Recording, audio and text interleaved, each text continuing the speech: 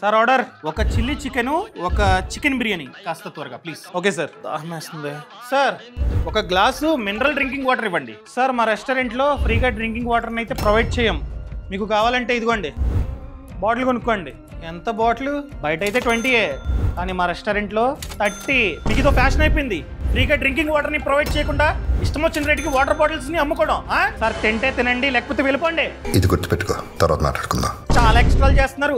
మీకు FOSSEE rule తెలియదు అనుకుంటా. ఫాసీ అంటే food safety and standards authority of India ప్రకారం మేము కనుక అనగా మాలాంటి కస్టమర్స్ కనుక అడిగితే మీ రెస్టారెంట్ వాళ్ళు ఖచ్చితంగా ఫ్రీ డ్రింకింగ్ వాటర్ ని ప్రొవైడ్ చేయాల్సిందే. అది తాగుతామో తాగమో మా ఇష్టం. ఒకవేళ వద్దు బాటిల్ ఇవ్వండి అని అడిగామనుకోండి ఖచ్చితంగా ఎంఆర్పి ధర ఎంతైతే ఉందో అంతే వెయ్యాలి. అది కూడా లీగల్ మెట్రాలజీ యాక్ట్ ప్రకారం. అర్థమైందా?